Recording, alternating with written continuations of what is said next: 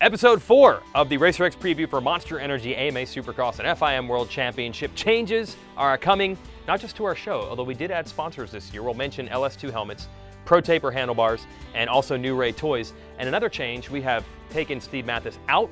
If you want to hear his rants on changes in the sport, you get 5 hours every Monday, so I hear. I don't actually listen to it, but people tell me.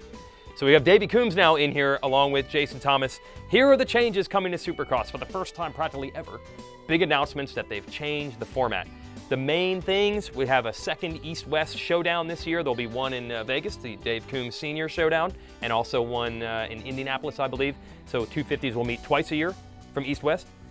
Points are changed a tiny bit. The biggest change, a few rounds, we'll see the Monster Cup style 3-race format. They call it the Triple Crown. So there are changes, and it appears across the board, everyone feels the 3 mains is probably the biggest impact. Yeah, but for what it's worth, and I hate to correct you, they had 2 motos, 2 main events in 1985, and also if you go all the way back to the beginning, in 1974, there were 3 main events at the 2-round Yamaha Super Series of Motocross, which was Daytona and Houston, and it worked out okay. I mean, I think that having 3 main events is a chance to mix it up, to get more guys out front, and let's not kid ourselves. I think there's probably a hope for a little chaos out there. Maybe some crashes and get some good guys in the back, and it'll definitely throw a wrench into the works.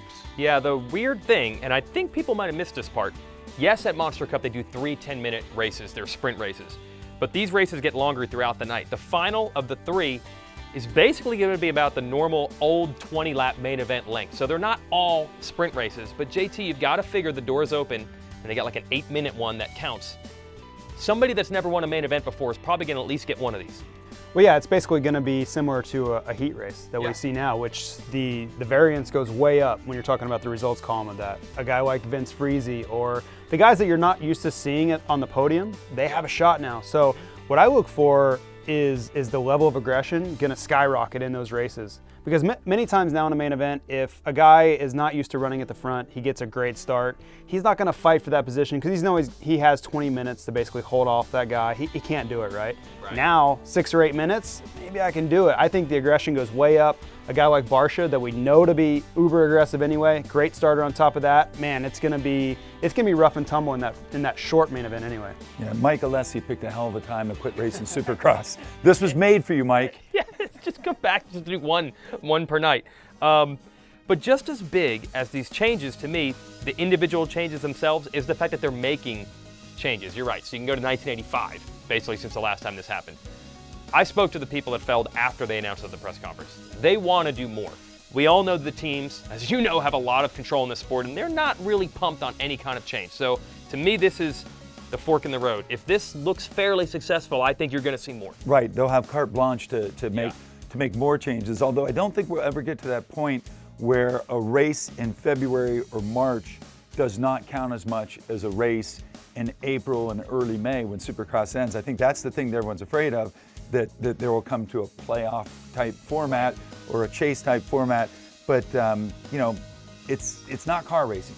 This is a very physical sport, it's a very demanding sport, it's a very exciting sport as it is. So I don't want to see them change it too much, but I think that they have the equity, meaning Feld Motorsports, to try these things. And you know, I really like the East-West for a couple rounds, not a whole series. Right. I really like the 3 main events. We'll see how that works out, although I would have personally liked to see them like the Monster Cup, sort of the same amount of time. The same, yeah, because you know, to JT's point, I remember in Europe in 1992 when they had 3 Moto GPs that were only 20 minutes long, which is pretty short for a motocross race, and you had guys like a young James Dobb and an old Bader Mahey actually winning GP races, or at least the motos, because you know you picked your battles. When you had an opportunity to go for a win, you didn't waste that opportunity, but then you had guys like Donnie Schmidt that would sit back and just sort of gobble up all the overalls, and hence the world title. The best rider still won the championship, but there are places in the record book for guys who might not have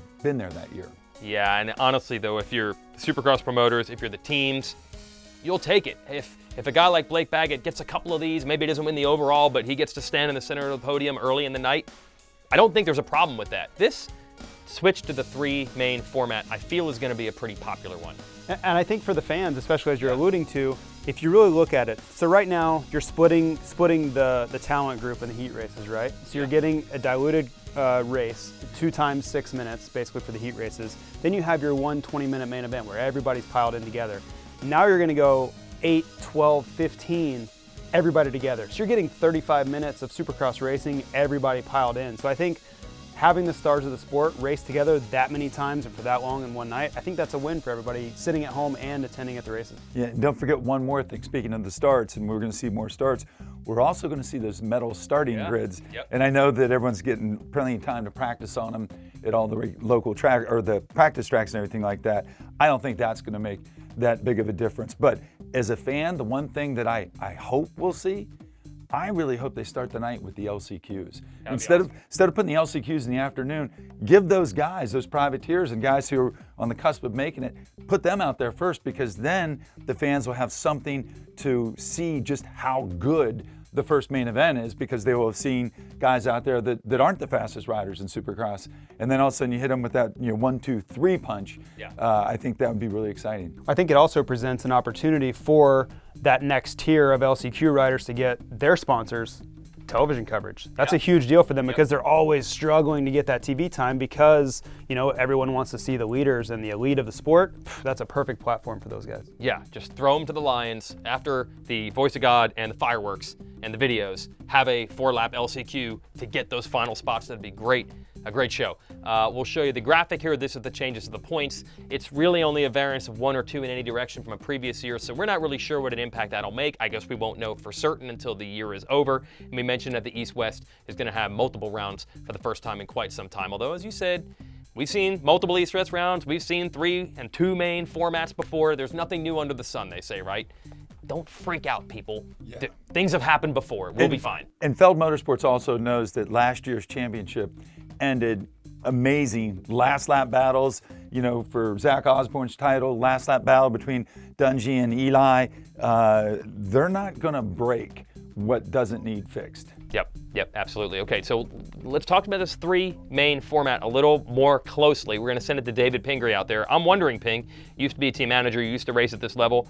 Do you think the riders are going to change their preparation in the week that's, say, leading up to one of these 3 main event Triple Crown races? How are the riders going to change their practice and training? Yeah, we're out here at the Yamaha test track, and I'm about to watch these guys get some laps in, and curious to get their thoughts on the changes as well. For me personally, I'm gonna have to just wait and see. I'm not one of these guys that thinks everything needs to be different. It's boring. I go to the Supercross races, a few of them a year, and I really enjoy them. I like watching them on TV, so I don't think that there's a need to change everything up and reinvent the wheel.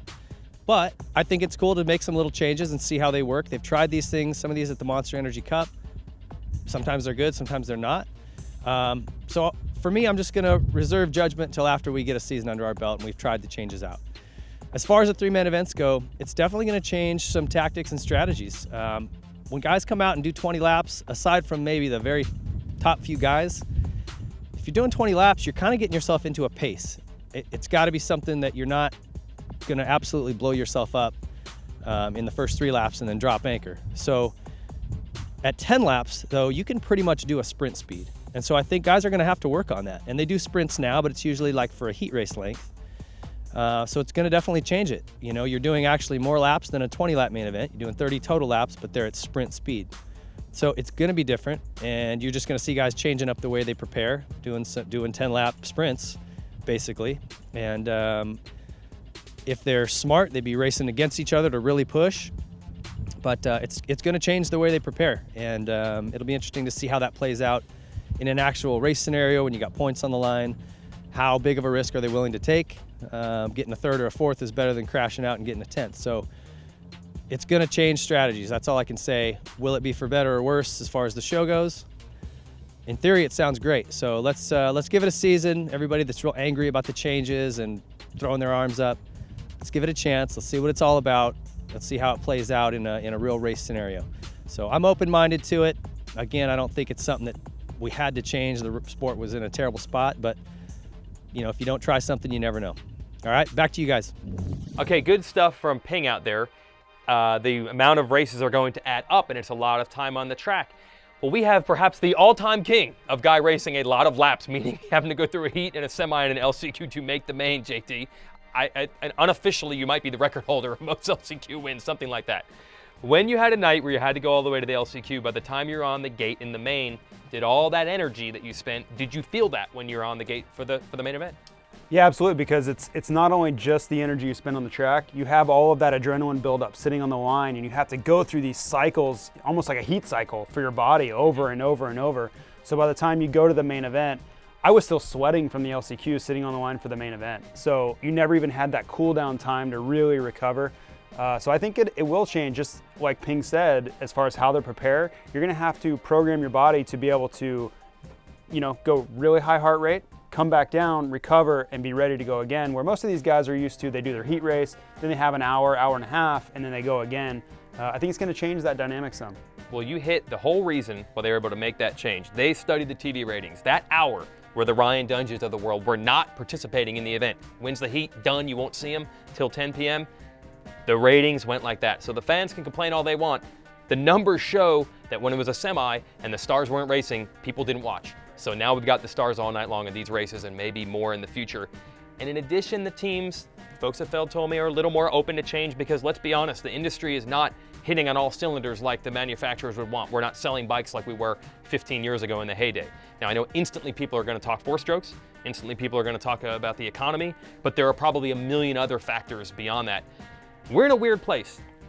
From a fan perspective, the sport is maybe more popular than it's ever been. TV ratings, attendance, attention, but bike sales, participation, not the same. It's a weird disconnect that we're starting to have. It used to just kind of automatically work itself out. It's not happening. I think that what we're seeing is what happens. It's happening in NASCAR, it's happening in football, it's happening in all live sports because people have got this connection with their phones and their social media and their computers and those things that got kids outside after school, the things that got kids on mini bikes, the things that got families involved. It's too much of a time investment. It's too much of a cost investment. And it's something we as a society need to work on because, I saw this really crazy stat that, if you went back to 1983, the amount of kids that got their driver's license within the first year that they turned 16. Yeah. 1 year afterwards, it's dropped 41% since then till now. I have a 15-year-old who has a learner's permit. He barely wants to drive, but he's on his phone, all the time. And, yes. and every sport, whether you're motocross, supercross, NASCAR, football, we're all dealing with this same huge social paradigm shift. Yeah, and it doesn't help that the bikes are faster and more expensive than ever. The economy did take a hit. It's come back in some ways, but anytime you have a dip, to just expect it to automatically get back is not easy. So this is a really difficult time, and your real job is selling gear and parts to enthusiasts. Sure. So it affects not just the teams, but all the other sponsors for riders as well. Right, it's not only about people wanting to watch dirt bike racing and thinking that's cool. We need enthusiasts and participants. That's what's going to grow and drive the sport for the next generation. Right. So to get people more involved, I think it was awesome to have the amateur supercross side. Just to, people watch it on TV, they're like, I could never do that. Now they can. They have that opportunity. Yeah. So I think, there's an opus on all of us to do everything we can to drive people and, hey, try this out. Maybe you didn't grow up around dirt bikes. Maybe that's something new. Adam Cincerillo, one of the stars of our sport, all he did was see it on TV and was like, I want to try that. So I think there still is that opportunity. We just need to do everything we can to help that along. Yeah, we never really had to worry about it before. It just took care of itself. Racing led to racing. We're no longer seeing that automatically, and I think the industry is just starting to figure out some solutions. Although I know every fan watching right now thinks you already know the answer, and the answer is two-strokes. I know. So Ping, you love the two-strokes. You answered these questions every week in your column on Friday on RacerX Online. All the questions are about two-strokes. All the answers are about two-strokes. Go on a two-stroke rant. Just go. Oh, come on, Weege. Really? You're going to do that to me out here? Start the two-stroke debate? Listen, I don't hate four-strokes. My two-stroke rants are typically aimed towards the 125 because I think we need that bike as an entry-level bike to get people involved in the sport and for little kids that are coming off mini bikes before they jump on a 250F. That's all I'm saying. But if you really want to push my buttons here, I will tell you, I think that our 250 class should be an open 250 class. How much easier would it be for a privateer to go pick up a YZ250, throw a few $100s worth of motor work, a pipe and silencer on it, and be able to compete with some of these factory bikes like, you know, Monster Energy Pro Circuit Kawasaki, Star Yamaha, TLD, KTM, etc. It would make it a much more level playing field, in my opinion. Now, I know that makes a couple manufacturers angry, but, you know, if they're going to stomp their feet and kick rocks, so be it.